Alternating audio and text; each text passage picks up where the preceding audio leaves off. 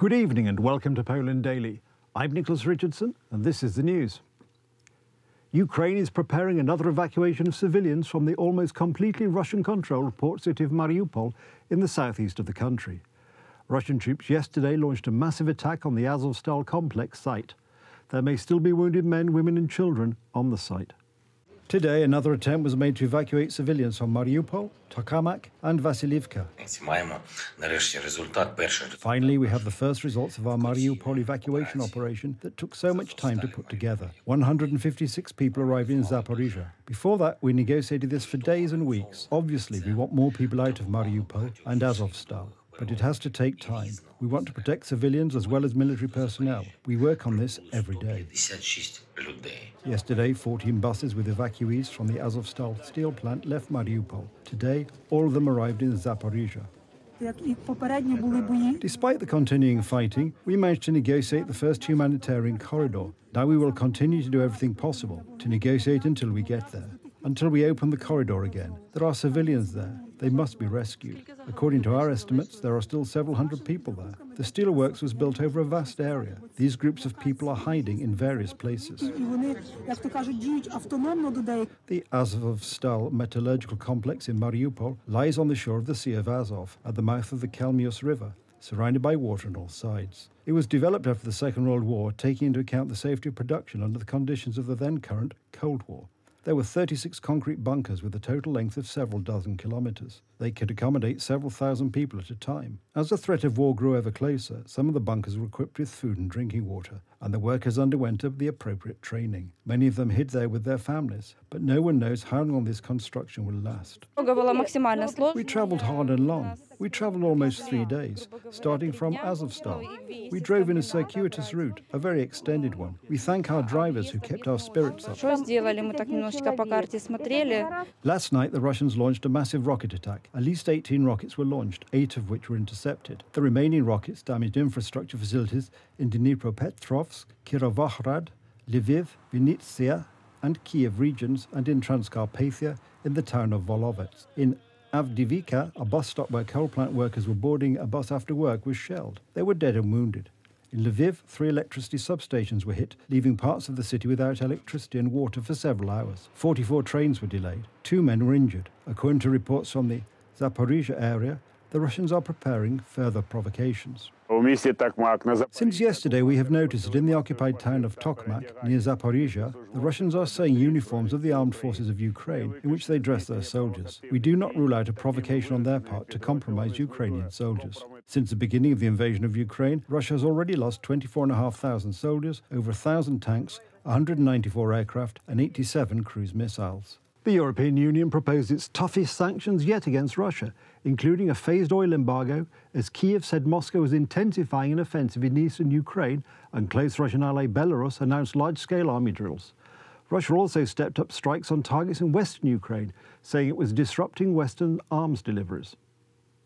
Piling pressure on Russia's already battered $1.8 trillion economy, the European Commission proposed phasing out imports of Russian crude oil within 6 months and refined products by the end of this year, sending the price of Brent crude up 4% to more than $109 a barrel. The plan, if agreed by EU governments, would be a watershed for the world's largest trading bloc, which remains dependent on Russian energy and must find alternative supplies. With the Czech Republic, Bulgaria, Hungary and Slovakia all seeking more time to adapt, there was no immediate deal. An official familiar with the talks said EU envoys were expected to move closer to agreement when they meet again on Thursday. This is the 6th EU sanctions package, but only the second to hit Russian raw materials. Today, we are addressing our dependency on Russian oil, and let's be clear, it will not be easy, because some member states are strongly dependent on Russian oil, but we simply have to do it. So today, we will propose to ban all Russian oil from Europe. EU sanctions are also expected to cover 3 Russian broadcasters transmitting their programs within the European Union. Committed war crimes in Bucha, and those who are responsible for the inhuman siege of the city of Mariupol. This sends another important signal to all perpetrators of the Kremlin. We know who you are. We will hold you accountable. You're not getting away with this. Second, We finally de-SWIFT Sberbank, which controls nearly 40% of the Russian banking system through which transactions for Russian crude oil were made. Member states would have 6 months to cut off oil supplies from Russia. Prime Minister Mateusz Morawiecki said in an interview with the weekly Gazeta Polska that Russia's resources war was an extension of its policy. We have not bowed to this blackmail and will not pay in rubles. We started our policy of preventative action against the threat much earlier. We are completing construction of the Baltic gas pipeline. The construction of new interconnectors or connections with neighbouring countries is nearing completion. In the near future, the European Union is also going to support the armed forces of Moldova. A few days ago, information appeared about the risk of Russia's invasion of Kazakhstan and Moldova. Comprehensive support to strengthen Moldova's resilience, and our support will continue to match the scope of the challenges. First, with humanitarian aid, we have mobilized financial support. Pro-Russian hackers attacked Moldovan government websites. Moldova's citizens want to live in peace and prosperity, in a country where their rights are respected. We chose European integration as our development model. The danger and uncertainty of the war near us showed us, however, that we must defend our choice and walk firmly on the chosen path. The 27 member states must agree to sanctions. The oil embargo is most opposed by Slovakia and Hungary, but they could be exempted from it until the end of 2023. This would allow the Union to avoid a veto by those countries. Europe imports 25% of its oil from the eastern direction. Gradually moving away from this direction, cutting ourselves off from Russia, will greatly deplete the Russian budget.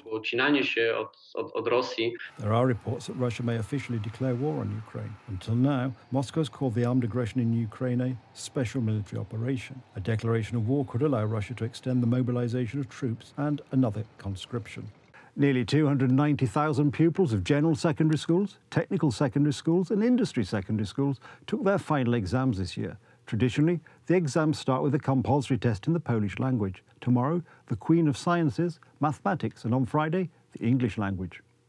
There was Pan Tadeusz by Adam Mickiewicz and the wedding of Zosia and Tadeusz. I think it went well. The stress is gone now. Tomorrow is math, so we'll see. I thought it would be worse. The text was quite simple and the topic suited me. I wrote a second topic. When I checked the topics and saw Pan Tadeusz, I even liked it. No need to stress, I chose a second topic because I preferred not to risk it and get extra nervous. It will work out somehow. If not, I'll do it again. Former Belarus leader Stanisław Szuszkiewicz, the man who broke the news to Mikhail Gorbachev that the Soviet Union was being consigned to history, has died at the age of 87.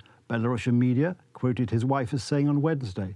Szuszkiewicz was one of the three main actors, along with Russian President Boris Yeltsin and Ukraine's Leonid Kravchuk, present at a meeting at a Belarusian hunting lodge in December 1991, at which they sounded the death knell of the former superpower, led at the time by Gorbachev.